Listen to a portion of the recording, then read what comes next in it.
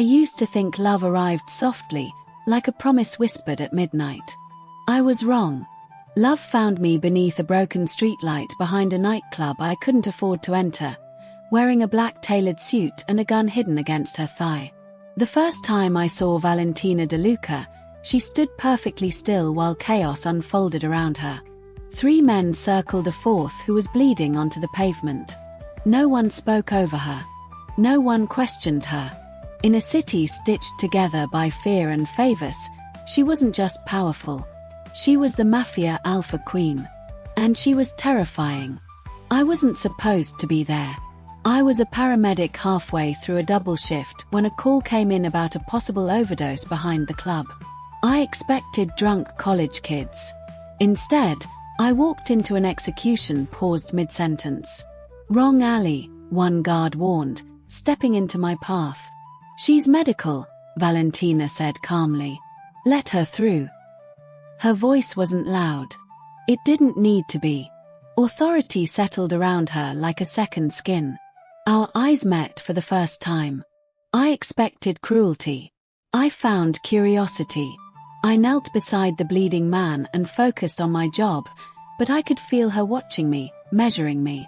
When I finished stabilizing him, I stood and met her gaze. "You're not afraid," she observed. "I am," I answered honestly. "I just don't let it decide for me." Something flickered in her expression. Recognition. That should have been the end of it. Worlds like hers don't collide with people like me without consequence. I was ordinary, student loans, cramped apartment, night shifts. She was armored cars, private security, whispered negotiations in penthouses. But coincidence began following me. A black car parked across from my building 3 nights in a row. A donation made anonymously to my clinic. White lilies delivered without a note. When she finally approached me in daylight, it was at a cafe near the hospital. She didn't ask to sit. She simply stood across from me, immaculate and composed. "You intrigue me, Elena," she said. My stomach tightened. "You investigated me." "I investigate anything that matters. And I matter." Her lips curved faintly. "You could." It wasn't flirtation. It was assessment. A queen considering whether something was worth claiming. "I don't date criminals," I said. "I don't date anyone," she replied evenly. There was no apology in her voice. Just fact. The contrast between us should have repelled us.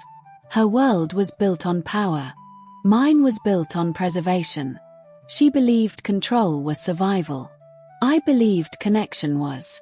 Yet she kept returning. Sometimes she would wait outside the hospital just to walk me home. Sometimes she would listen while I talked about patients I couldn't save. "Power is the only guarantee," she told me one night as we stood by the river, city lights reflecting in dark water. Her security detail lingered at a distance. "Without it, you're prey." "Connection is the only guarantee," I countered. "Without it, you're alone." "I am never alone." "You're always alone." She stopped walking then. For a second, I wondered if I had crossed a line no one survived crossing. Instead, she smiled, slow and dangerous. Our first kiss came after an argument in her penthouse. Floor-to-ceiling windows overlooked the city she controlled. We were debating whether people could change. "Stop looking at me like I'm redeemable," she whispered, stepping closer. "Stop acting like you're not," I shot back. She kissed me like it was a challenge. I kissed her like it was an answer. In that moment, she wasn't an empire. She was a woman with walls high enough to keep armies out, and cracks beginning to show. But loving Valentina meant loving her world. And her world did not love me. The first warning came from her cousin Marco. He cornered me outside the hospital, his smile thin. "You're distracting her," he said. "She's reconsidering decisions." "I don't control her." "No," he agreed. "That's what worries us." When I told Valentina, I expected anger. Instead, I saw calculation. "They think you weaken me," she said quietly. Do I? She brushed her knuckles along my cheek, surprisingly gentle. You make me imagine a future that doesn't revolve around war. That sounds strong. In my family, she said, it's dangerous.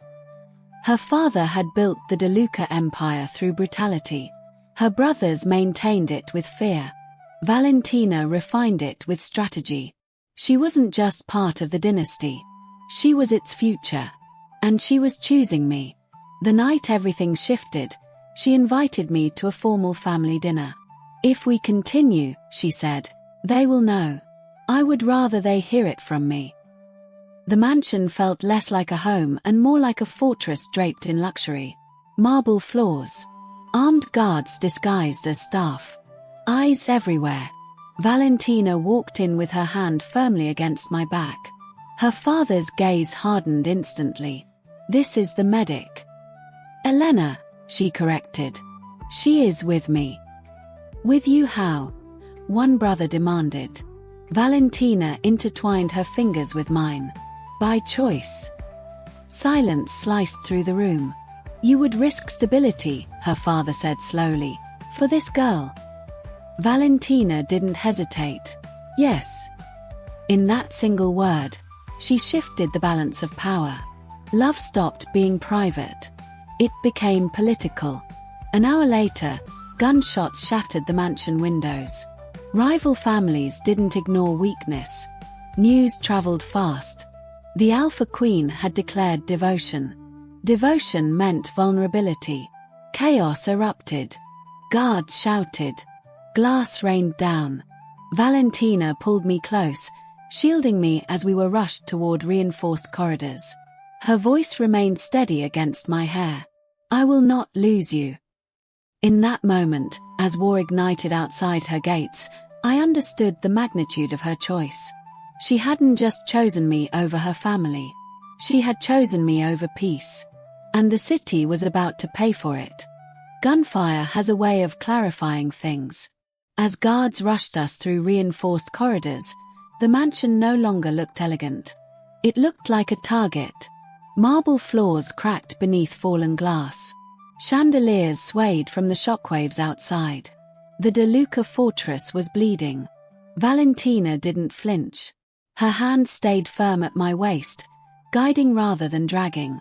Even in chaos, she moved with precision, issuing orders in sharp, controlled bursts. North perimeter. Double it. Get my father underground. No retaliation until I say so. Her brothers argued instantly. We hit them back now, one snapped. They think you're distracted. Valentina turned slowly, and the temperature in the hallway dropped. They want us emotional, she said. We will be strategic. And her. Marco shot a glance at me like I was contraband. She's the reason they're testing us. Silence. Valentina didn't deny it. Instead, she did something worse. She stays with me. The words were quiet, but absolute. In that moment, I understood the real contrast between us. When I faced crisis, I ran toward saving whoever I could. When she faced crisis, she calculated which pieces were worth sacrificing. And she had just declared I wasn't one of them. We were escorted into a secure underground level beneath the mansion. Steel doors sealed behind us. Surveillance screens flickered to life, showing flames licking the outer gates. I had seen violence before, car wrecks, overdoses, domestic disputes. But this was organized destruction. Intentional. Strategic. This is my fault, I whispered. Valentina's jaw tightened. No. They attacked because of your announcement. They attacked because they've been waiting for a reason. Her eyes softened slightly as they met mine. You were simply the excuse. That didn't make it better. Upstairs, the gunfire slowed. The rivals weren't trying to invade fully. They were probing. Testing response time. Testing weakness. Testing her. Her father sat at the far end of the underground hall, fury radiating off him like heat. When his gaze landed on us, it wasn't just anger. It was accusation. "You handed them leverage," he said to her. Valentina stood straighter. "I showed them I am not afraid." "You showed them you can be manipulated." The words hit harder than the gunfire. For the first time since I met her, I saw something flicker in her composure. Not doubt. Not regret. Conflict. She had built her reputation on being untouchable. Strategic. Above emotion. Tonight, she had publicly tied herself to someone outside the system. Someone untrained. Unarmed. "Me. I am still your successor," she said evenly. "Nothing about that changes." Her father's gaze slid to me. "Everything changes." Hours later, the attack ended as abruptly as it began. Damage was assessed. Casualties counted. 2 guards injured. 1 critical. Instinct overrode fear. "Take me to him," I said.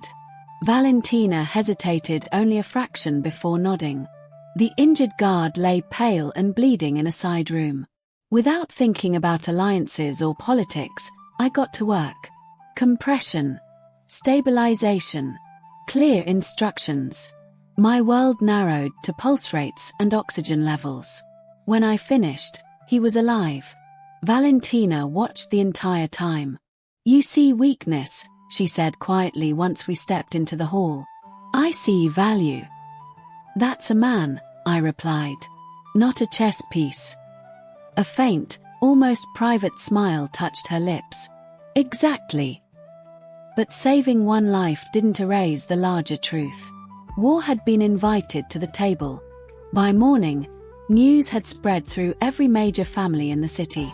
The De Luca heir had publicly chosen a civilian partner. Rivals interpreted it as distraction.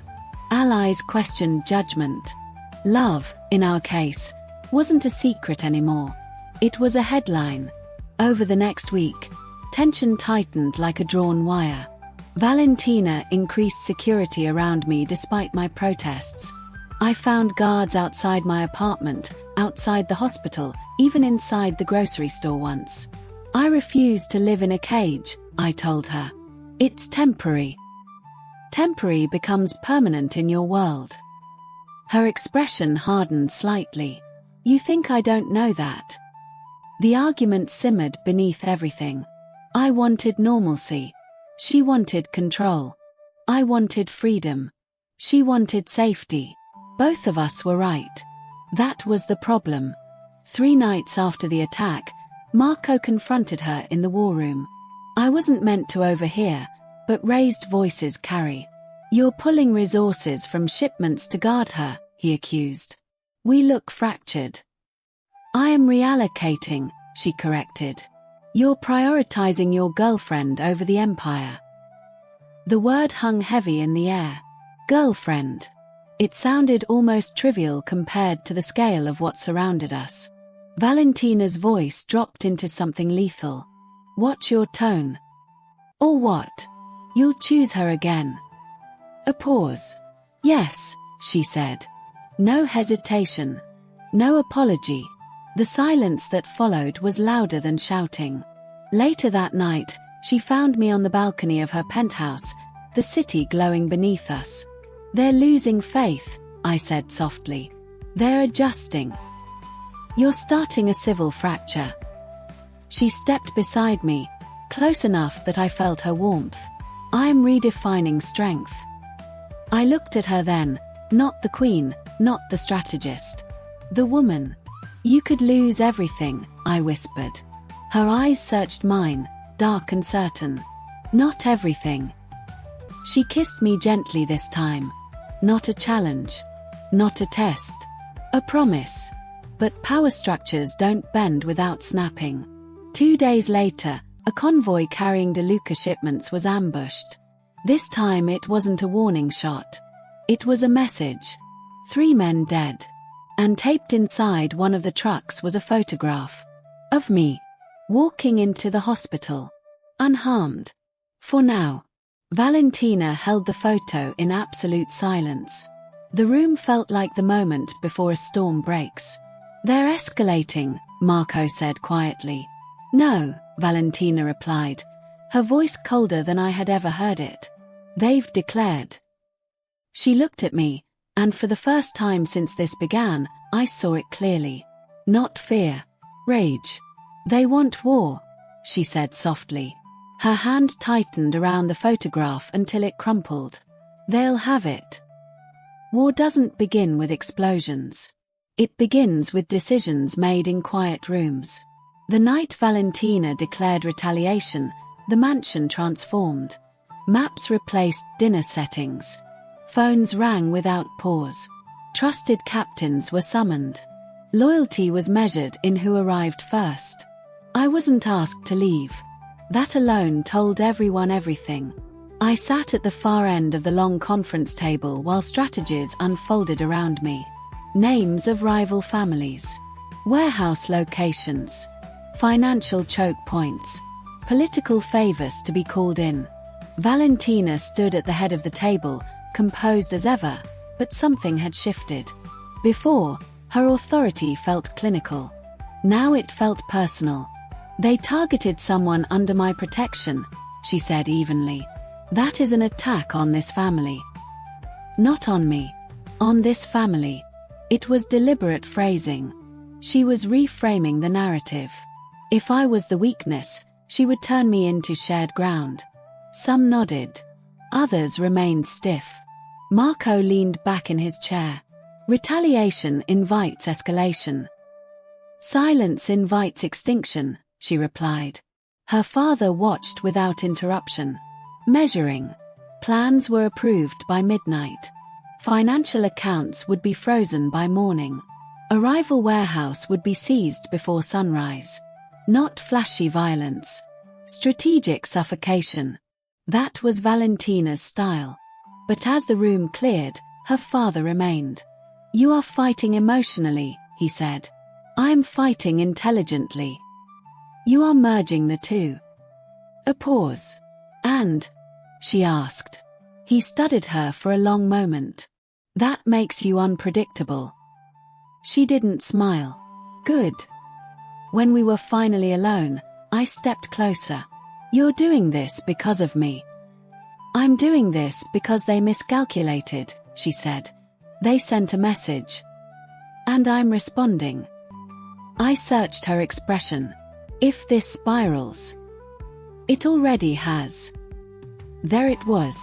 The truth neither of us could soften. Over the next 48 hours, the city shifted. One rival family found their accounts mysteriously locked under federal investigation. Another lost control of a shipping port after anonymous tips triggered inspections. Two key captains defected quietly to the DeLucas, enticed by promises of stability. Valentina wasn't striking wildly. She was dismantling. And every move carried her signature, precise, controlled, undeniable. But retaliation has gravity. On the third night, as I finished a late hospital shift, the black SUV assigned to me was missing. My stomach dropped. Instead, a different car idled at the curb. I didn't approach it.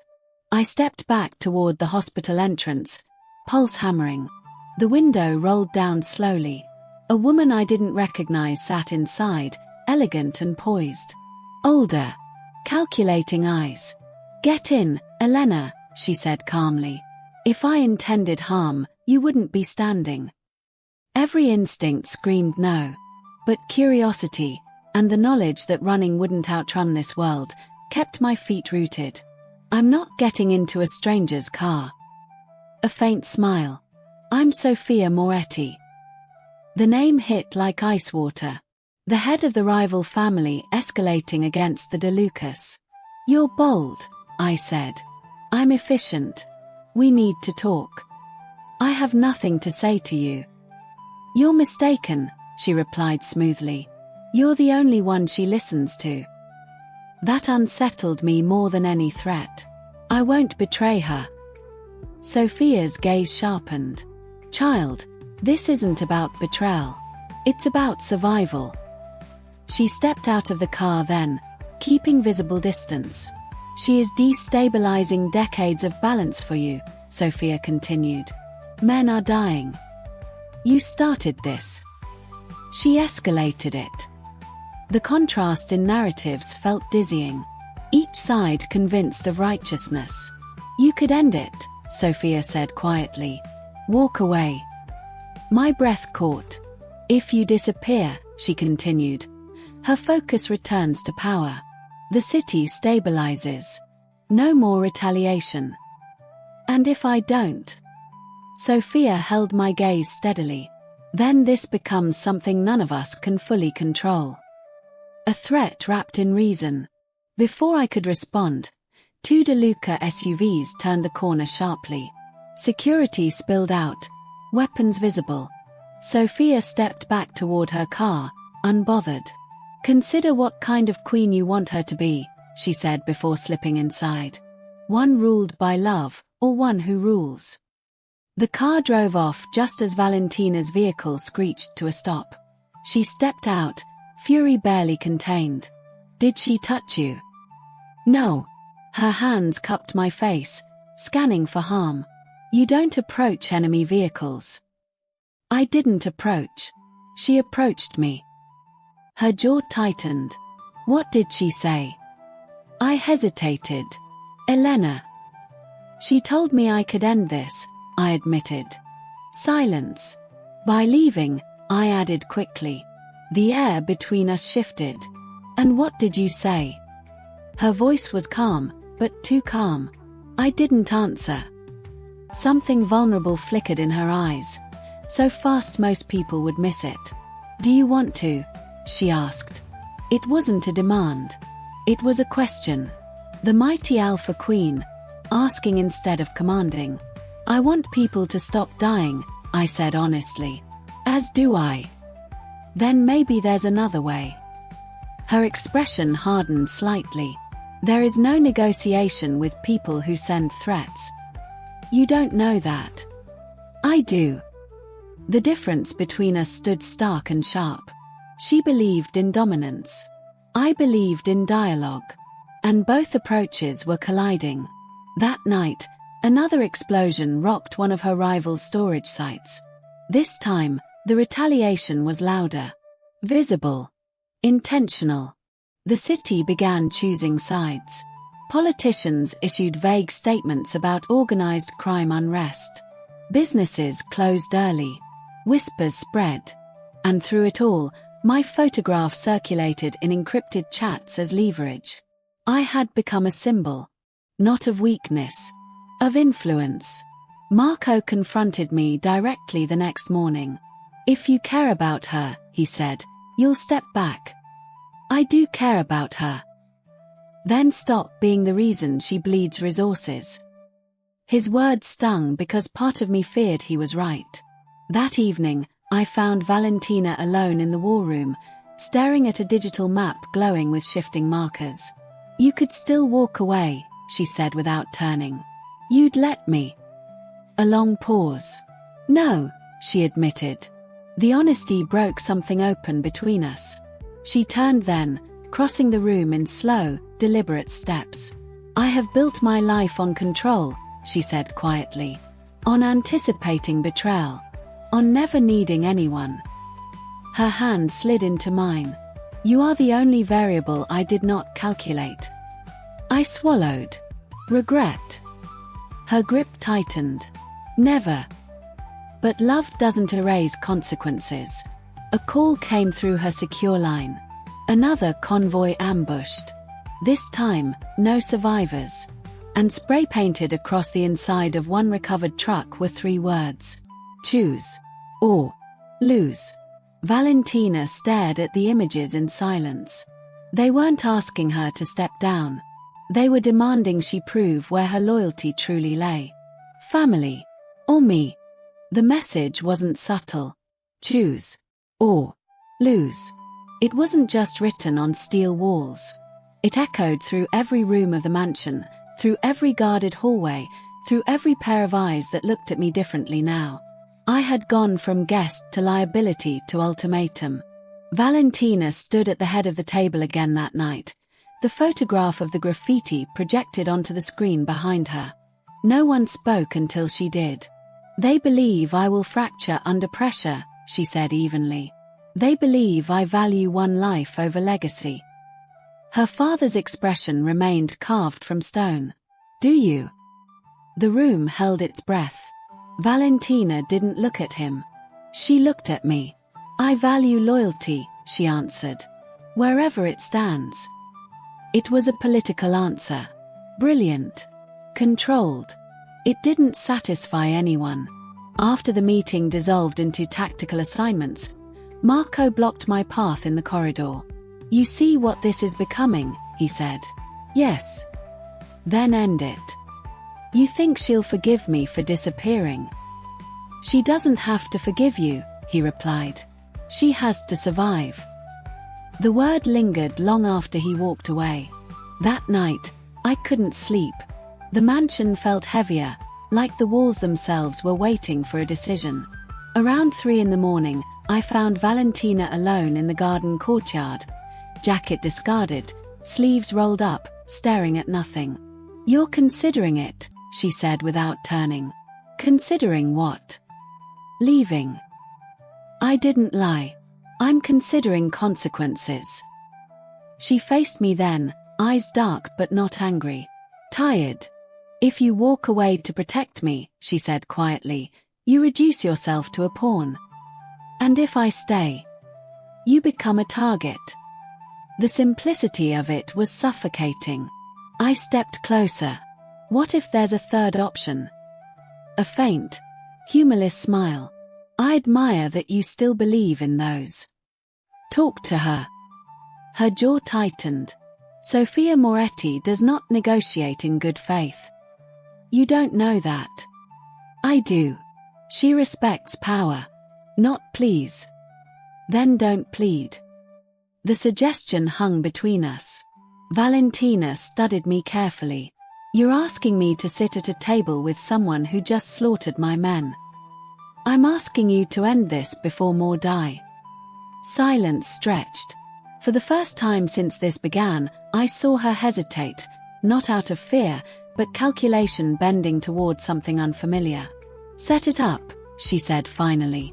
The meeting was arranged within 24 hours. Neutral ground.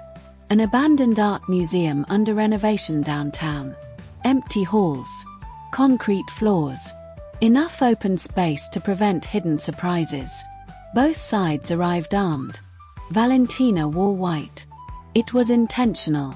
A statement of composure, of control, of contrast against the darkness surrounding her. Sofia arrived in black. They faced each other in the center of a vast, echoing gallery, security lining the walls like statues. I wasn't supposed to attend. Valentina insisted I stand behind her anyway. "If they believe you are the fracture," she murmured, "they will see you are not hidden." The symbolism wasn't lost on anyone. Sofia's gaze flicked to me briefly before returning to Valentina. "You've destabilized profitable arrangements." "You escalated with theatrics," Valentina replied coolly. "Photographs. Graffiti. You made a public declaration of divided loyalty." Valentina's voice sharpened. "My loyalty has never wavered." Sofia tilted her head slightly. Yet here she stands. The tension was a living thing. I stepped forward before I could second-guess myself. "You're both losing," I said. Every guard stiffened. Valentina's hand brushed mine. A warning or reassurance, I couldn't tell. Sofia's eyes narrowed with interest. "Explain." "You retaliate." She retaliates harder. Businesses panic. Law enforcement increases pressure. Eventually, outside forces capitalize. Valentina remained silent, letting me speak. "You're fighting over pride," I continued. "But someone else will take advantage of the vacuum." Sofia considered that. Valentina finally spoke. "You propose." "A boundary agreement," I said. "Clear territories. Non-interference clauses." and a public narrative that reframes this as strategic restructuring instead of personal conflict. Sophia smiled faintly. You think words stop bullets? No, I answered. But incentives do. The room stilled. Valentina looked at me then, not annoyed, not surprised. Impressed. Sophia folded her hands. And what incentive does the DeLuca Queen offer? Valentina stepped forward slightly. Shared access to the port expansion on the east side. 50-year contract. A murmur rippled through both entourages. It was significant. It was costly. It was brilliant. Sophia's gaze sharpened. In exchange. An end to targeted attacks, Valentina said. And a public acknowledgement that our internal matters are resolved. Internal matters. Not weakness. Not fracture. Sophia's eyes flicked to me again. And her. Valentina didn't hesitate. Non-negotiable. The word landed like a gavel. Silence stretched long enough to feel dangerous. Finally, Sophia exhaled softly. You surprise me, Valentina. I intend to. A slow nod. Very well. We draft terms. The air shifted. Not warm. Not friendly. But no longer on fire. As both sides began outlining specifics, I felt something unfamiliar settle into my chest. Hope.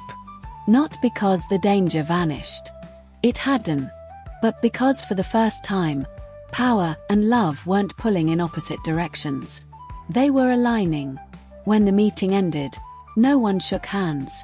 But no guns were drawn. Outside, as our convoy pulled away, Valentina reached for my hand. You interfered in Mafia negotiations, she said quietly. Are you angry? She turned to look at me fully. No, she said.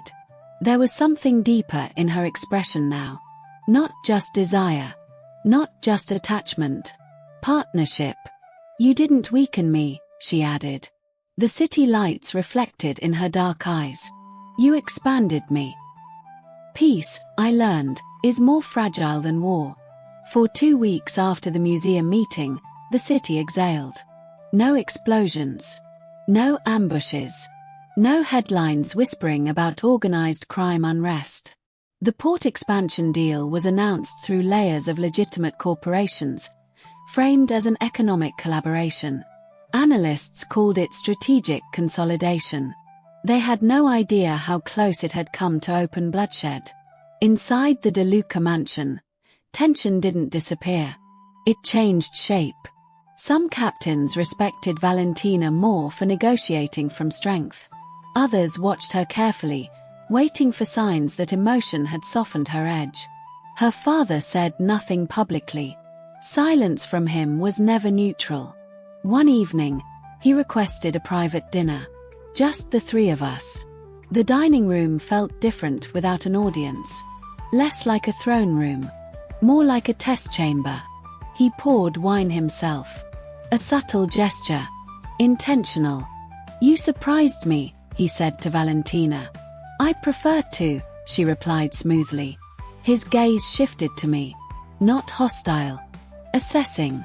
You understand the cost of what she offered. Yes, I said. And you're comfortable with it? No, I answered honestly. But I understand it. Something unreadable flickered in his eyes. You speak as though you intend to remain. I do. Valentina's fingers brushed mine beneath the table, subtle but grounding. Her father leaned back slightly. Love is unpredictable. Power is too, I replied before I could stop myself. A dangerous silence followed. Then, unexpectedly, he smiled. Faint. Brief. Gone almost instantly. Perhaps, he said, that is why both require discipline. It wasn't approval. But it wasn't rejection. It was the closest thing to acknowledgement I had received. For a while, things stabilized into something almost resembling normal. I returned to full shifts at the hospital, though security remained discreetly present.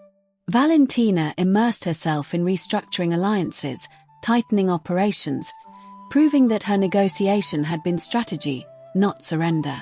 At night, we reclaimed moments that felt startlingly human. Cooking together in her penthouse kitchen at midnight. Arguing about films. Slow kisses without urgency behind them. But peace built on rivalry is never absolute. 3 weeks after the agreement, Marco uncovered something buried deep in financial reports. A third organization had been funding both sides during the escalation. Anonymous shell companies. Weapon supplies. Information leaks. Someone had wanted the De Lucas and the Morettis weakened simultaneously. War hadn't almost erupted by accident. It had been engineered. Valentina stared at the data in icy silence. Who benefits? I asked. She didn't answer immediately. Then, the Kessler Syndicate. International. Ruthless. Opportunistic. They'd been trying to enter the city for years. If we had destroyed each other, I realized quietly, they would have stepped in. Yes. The museum negotiation hadn't just stopped bloodshed. It had interrupted a takeover. Valentina contacted Sofia within the hour. Another meeting. This time quicker. Sharper. Less theatrical. The evidence was laid out between them. Sofia's expression darkened as she reviewed it. We were manipulated. Yes, Valentina said evenly. A long pause. Then Sofia looked up. Temporary alliance. Not a question. Valentina nodded once. Agreed. Just like that, former enemies aligned against a greater threat. The shift was seismic. Joint operations began quietly. Intelligence shared. Supply chains traced. The Kessler Syndicate's footholds identified and dismantled before they could anchor. It wasn't clean work. But it was precise. And this time, when violence occurred, it wasn't emotional. It was surgical. One night, as Valentina prepared to leave for a coordinated strike on a Kessler warehouse outside city limits, I stopped her in the foyer. You don't have to go yourself. Yes, I do. You're the head. Delegate. Her eyes softened slightly. This is delegation. Visibility matters. I stepped closer, adjusting the collar of her jacket. Come back. A faint smile curved her lips. Always so commanding. I'm serious. Her hand cupped my jaw gently. So am I. The kiss she gave me wasn't desperate. It wasn't reckless. It was grounding. Hours later, I waited in the penthouse, watching the skyline, counting minutes. When the call finally came, it wasn't from her. It was from Marco. She's fine, he said immediately. Minor complication. My pulse spiked. What kind of complication? She took a bullet to the shoulder. The world narrowed. By the time she walked through the doors, pale but upright, fury replaced fear. You said you were fine. I am. That's not fine. She winced slightly as she removed her jacket. Blood had dried along the fabric. I guided her to sit, slipping back into medic mode automatically. You're impossible, I muttered while cleaning the wound. And yet, she said softly, watching me, you stay. I met her gaze. Don't make me regret that. Something shifted in her expression then. Not amusement. Not pride. Vulnerability. I don't intend to. The Kessler foothold collapsed within a week. With both major families unified, the syndicate retreated, losses too heavy to justify continued aggression. The city stabilized again. But this time, something fundamental had changed. Not just alliances. Perception. The Alpha Queen had chosen love publicly. She had negotiated peace strategically. She had forged an alliance with a rival. And she had crushed an external threat without surrendering authority. Power hadn't diminished her. Love hadn't weakened her. If anything, it had refined her. One evening, weeks later, Valentina stood with me on the same river walk where we once argued about guarantees. Power is the only guarantee, she had said then. Now she looked out over the water thoughtfully. I was wrong, she admitted quietly. I raised an eyebrow. About? Power alone isn't enough. The city lights reflected in her dark eyes as she turned toward me. Connection, she said, echoing my old argument, is leverage of a different kind. I smiled faintly. Took you long enough. Her lips curved. I chose you, she said softly. And it started a war. And ended one, I replied. She stepped closer, resting her forehead against mine. My family expected me to rule with fear, she murmured. And I discovered I rule better with vision. The contrast between who she had been and who she was becoming wasn't weakness. It was evolution. Sirens echoed faintly in the distance. The city never truly slept. But it wasn't burning anymore. Not because she chose between love and power, but because she refused to believe she had to. Stability is seductive. It lulls you into believing the worst has already happened. A month after the Kessler Syndicate retreated, the city moved with cautious confidence. Businesses reopened expansions that had been paused.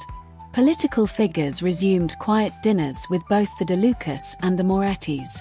The port project broke ground under layers of legitimate press coverage. On the surface, it looked like Valentina had done the impossible. She had chosen me. She had faced retaliation. She had negotiated peace. She had crushed an external threat. And she had emerged stronger. But power structures don't forget disruption. They adapt to it. The first crack appeared internally. 2 senior captains resigned within days of each other. Officially, they cited strategic differences. Unofficially, they believed Valentina's collaborative approach signaled a softer era. They wanted harsher leadership, clearer dominance, less diplomacy. They think I'm reforming, she said one evening, reading the resignation notices. Are you? I asked. Her eyes lifted to mine. No, I'm evolving. There was a difference. Reform implied abandoning foundation. Evolution meant strengthening it. Still, dissent spreads quietly. Marco remained loyal, but even he grew more watchful. The older generation trusted fear. The younger ones admired Valentina's adaptability but worried about unpredictability. And at the center of that unpredictability stood me. I felt it at events. Whispers when I entered rooms. Polite smiles that didn't reach eyes. Not hostility. Calculation. If she loves her, she can be influenced. If she can be influenced, she can be pressured. I refused to become leverage again. So I made a decision of my own. I requested a meeting with Sofia Moretti. Alone. Valentina was not pleased. Absolutely not, she said immediately. You negotiated with her. With armed security. I don't need an army to have a conversation. Her jaw tightened. That's naive. Or strategic. The word caught her attention. I stepped closer. If our alliance is going to hold, it cannot rest entirely on you. It has to look mutual. Stable. Independent of emotion. Her eyes searched mine, weighing risk against logic. You want to build your own channel, she realized. Yes. A long pause. Then, reluctantly, public location. Controlled. We chose a high-end charity gala, neutral territory filled with cameras and social elites who pretended not to recognize the undercurrents beneath designer gowns. Sophia greeted me with composed curiosity. You return without an ultimatum this time, she observed. I prefer foundations to fires, I replied. A faint smile. We spoke plainly. About maintaining port profits. About keeping external syndicates out. About the importance of presenting unity not as fragile truce, but strategic partnership. "You're more involved than I expected," she said finally. "I'm not decoration." "No," she agreed. "You're infrastructure." The word surprised me. Infrastructure wasn't glamorous. It was essential. By the end of the evening, we had established a direct communication line independent of formal family channels. Transparent shipping data. Early warnings about external movements. When I returned home, Valentina watched me carefully. "Well, it's stable," I said. "And it doesn't revolve around you." A slow exhale left her. "That," she admitted, "may be the most dangerous thing you've done." "Why?" "Because now they cannot claim you are simply my weakness." The shift in perception was subtle but powerful. I wasn't just the woman she loved. I was an active participant in preserving balance. Weeks passed without incident. Then the betrayal came from somewhere none of us expected. Marco. Not intentional treachery. Pressure. He had been approached quietly by remnants of the Kessler network. Promises of expansion. Autonomy. Restoration of traditional strength. He refused them. But he didn't report the approach immediately. Valentina discovered it through surveillance audits. The confrontation was explosive. "You hid contact," she said, voice dangerously calm. "I handled it," he shot back. "I turned them down." "You don't decide that alone." "I was protecting you from unnecessary escalation." Her eyes flashed. "By keeping secrets." The irony cut deep. Family accusing her of fractured loyalty. Now loyalty fracturing under secrecy. I stood between them before it could spiral further. "Stop," I said firmly. Both turned toward me. "Marco," I continued, "if you believed reporting it would create instability, that means you don't fully trust the system in place." Silence. "And if you don't trust it," I said gently, "others might not either." Valentina's expression shifted. Not angry now. Thinking. "This is exactly what they wanted," I added. Doubt. Internal erosion. Marco exhaled slowly. "I didn't betray you." "I know," Valentina said. The temperature in the room dropped from boiling to simmering. Trust wasn't broken, but it had been tested. Later that night, Valentina stood alone in her office, city lights stretching endlessly beyond the glass. "I thought choosing you would be the hardest rebellion," she said quietly as I entered. "And it was only the first." I stepped beside her. "You're not just fighting rivals anymore," she continued. "You're reshaping expectations." "Is that a regret?" Her head turned toward me. "No," she said steadily. "It's responsibility." The girl who once believed power was the only guarantee had become a woman balancing power with partnership. Not because she surrendered authority, but because she expanded it. Months later, at a formal gathering marking the port's official success, her father approached us. He studied the room, Moretti representatives laughing with De Luca captains, politicians shaking hands. Stability woven into visibility. "You did not fracture the family," he said to Valentina. "No," she replied calmly. "You forced it to mature." It was the closest thing to praise he had ever offered.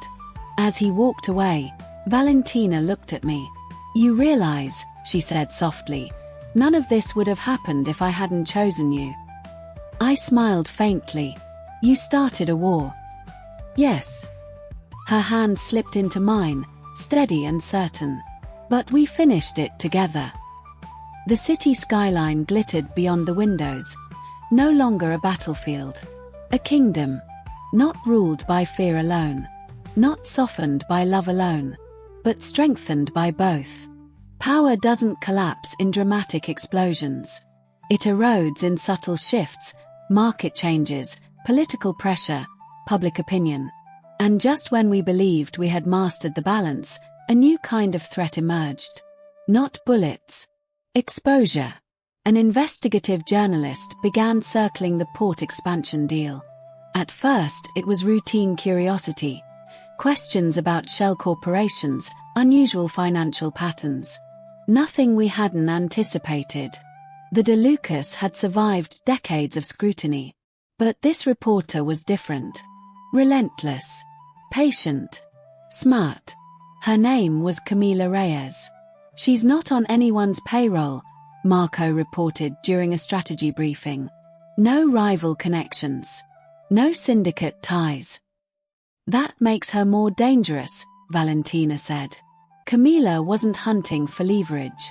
She was hunting for truth. And truth, in our world, was volatile. She's digging into the escalation period, Marco continued. She's noticed the rapid shift from conflict to alliance. My stomach tightened. She thinks the war was manufactured, he added. Technically, she wasn't wrong. It had been manipulated, just not by us. If she publishes without context, I said carefully, she destabilizes everything we rebuilt. Valentina's gaze flicked toward me. What are you suggesting? I talked to her. 3 heads turned at once. Marco looked horrified. Absolutely not. She's a journalist, not an assassin, I replied. She could expose you, he shot back. I'm already exposed. Valentina said nothing, but I could see the calculation working behind her eyes. You've built alliances through dialogue before, she said slowly. Yes. And if she refuses to cooperate? Then at least we know where we stand. The meeting ended without resolution. That night, Valentina stood in the bedroom, jacket half-buttoned, tension radiating from her. You don't understand what exposure does, she said quietly. Bullets wound bodies. Investigations dismantle empires. I know. No, Elena. You know hospitals and negotiations. You don't know asset seizures. Federal indictments. Frozen accounts. Her fear wasn't for herself. It was structural. I stepped closer. Then teach me. Silence. You chose me, I continued. Not as a symbol. Not as a rebellion. As a partner. Her jaw tightened slightly. I can't be a partner if you keep me protected from knowledge. That landed. After a long pause, she exhaled. Sit. For the next 2 hours, she explained everything. Financial layering, political leverage, fail-safes. The invisible architecture beneath visible power. It was overwhelming. But it was trust. When she finished, she studied me carefully. Still want to meet her? Yes. The meeting with Camila took place in broad daylight at a crowded bookstore cafe. Neutral. Public. No visible security. She was younger than I expected. Sharp-eyed. Composed. You're braver than people say, she remarked after I introduced myself. People say I'm foolish. She smiled faintly. That too. We didn't dance around it. You're investigating the port deal, I said. I'm investigating irregularities during a violent escalation between 2 major crime families, she corrected calmly. Which you believe was staged. I believe something doesn't add up. She wasn't accusatory. She was precise. You're right, I said. That caught her off guard. The escalation was manipulated, I continued. But not by the families you're targeting. Her pen paused over her notebook. If you publish without full context, I added, you risk opening space for the organization that engineered it. Skepticism flickered across her face. That sounds convenient. It sounds strategic. She studied me for a long moment. You're asking me to trust criminals. I'm asking you to verify deeper before triggering consequences you can't reverse. Her gaze sharpened. Are you threatening me? No, I said evenly. I'm respecting your intelligence. That shifted something. I want proof, she said. I can't hand you confidential files. Then give me something. So I did. Not names. Not documents. But enough direction, dates, shell company patterns, offshore anomalies, that if she followed the trail independently, she'd find the Kessler fingerprints herself. When I left the cafe, my pulse was steady. Not because I wasn't afraid, but because this was the only sustainable path forward. Truth, not suppression. 3 weeks later, the article broke. It wasn't an expose on the DeLucas. It was an investigative deep dive into international syndicate interference in local organized crime structures. The headline didn't mention Valentina. It mentioned manipulation. It mentioned engineered conflict. It reframed the narrative entirely. Political pressure shifted outward instead of inward. The Kessler remnants lost whatever quiet footholds they had been rebuilding. And for the first time, public conversation painted the DeLucas and Morettis not as reckless warlords, but as targeted players who had adapted. That night, Valentina found me on the balcony overlooking the city. You gambled, she said softly. Yes. And you won. We won. She stepped closer, resting her hands at my waist. I built my reign on control, she murmured. You keep expanding it into influence. I smiled faintly. You chose me. Her eyes warmed. And I would start that war again, she said quietly. The city stretched endlessly beneath us, complex, layered, imperfect. No longer burning. No longer fragile. Not because danger vanished, but because we learned to face it without tearing ourselves apart. Love had not dethroned the Mafia alpha queen. It had forced her to evolve. And in choosing me over blind loyalty, over inherited rigidity, over fear, she didn't lose her empire. She redefined it. The final test of power is not whether you can seize it. It's whether you can sustain it without becoming the very thing you fought. Nearly a year after the night gunshots shattered the DeLuca mansion windows, the city felt transformed. Not cleansed, this wasn't a fairy tale, but recalibrated. The port thrived under joint oversight. External syndicates had learned that engineered chaos would be met with coordinated resistance. Political figures treated Valentina less like a volatile crime heir and more like an untouchable institution. And me. I was no longer introduced in whispers. I stood beside her at public functions without raised brows. Not because everyone approved, but because everyone understood. She had chosen. And the world had adjusted. That didn't mean challenges disappeared. It meant they changed shape. One evening, as we prepared for a private gathering marking the anniversary of the port expansion, Marco entered Valentina's office with an unreadable expression. There's talk, he said carefully. There's always talk, she replied. This is different. He placed a folder on her desk. Inside were communications intercepted from smaller satellite crews. Ambitious, restless factions who believed the DeLuca evolution signaled opportunity. They think collaboration means complacency, Marco continued. They want a demonstration. Valentina leaned back slowly. Of dominance. There it was again. The old language. The old reflex. I watched her closely. A year ago, this would have ended in blood without hesitation. Now she was quieter. They mistake restraint for weakness, Marco added. Yes, she said calmly. They do. He waited. So did I. Finally, she stood. Arrange a summit, she said. Marco blinked. A summit. Invite the loudest voices. And then? Her gaze sharpened, not cruel, not emotional. Strategic. We remind them what stability costs. The gathering was held in a secured warehouse overlooking the docks, the same docks once nearly consumed by rival fire. This time, there were no enemies at the table. Only ambitious allies. Valentina stood before them without notes, without visible weapons, without raised voice. You believe collaboration has diluted strength, she began. Murmurs. But no interruptions. You mistake adaptation for surrender.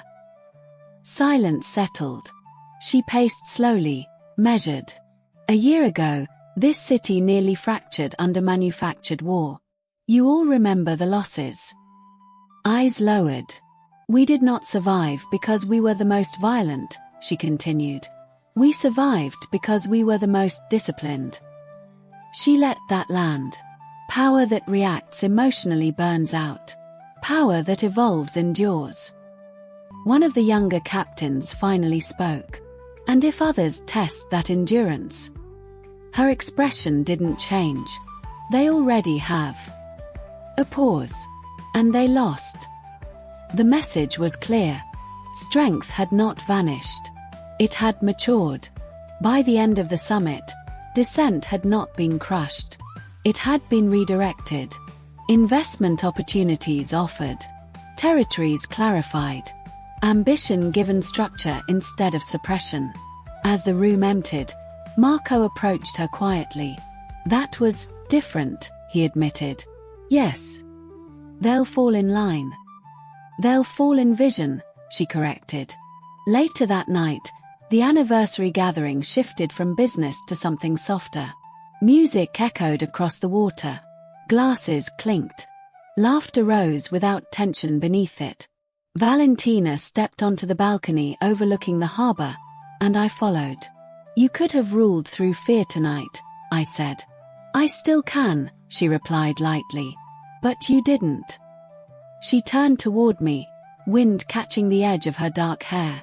Fear builds walls, she said. Vision builds empires. I smiled faintly. That almost sounds idealistic. It's calculated. Of course it was. Below us, Sophia Moretti spoke easily with Marco. Politicians mingled with captains. The ecosystem functioned. Not perfectly, but intentionally. Do you ever regret it? I asked quietly. Regret what? Choosing me. Starting everything that followed. She stepped closer, her expression steady and sure in a way that still stole my breath. That night, she said softly, when I took your hand in front of my family, I knew there would be consequences. You didn't know what they'd be. No, she agreed. But I knew who I was choosing. Her fingers intertwined with mine. I wasn't choosing against my family, she continued. I was choosing the kind of leader I intended to become. The distinction mattered. You didn't divide your empire, I said. No. She looked out across the city skyline. Bright, layered, alive. I forced it to grow. A year ago, love had looked like vulnerability to her world. Now it looked like integration. Not because it softened her, but because it expanded her capacity to lead beyond instinct and inheritance. Sirens sounded faintly in the distance, reminders that the city would never be harmless. Power would always require vigilance. Enemies would always watch for fractures. But there were no fractures tonight. Only foundation. Valentina turned back to me, the faintest smile curving her lips. They warned I would have to choose, she said. You did. Yes. Her gaze held mine, steady, unshaken. And I chose evolution. She kissed me there, above the harbor she once defended with retaliation alone. The Mafia Alpha Queen had chosen me over blind loyalty, over rigid tradition, over inherited fear. She had started a war. She had ended one. And in the process, she didn't lose her throne. She transformed it.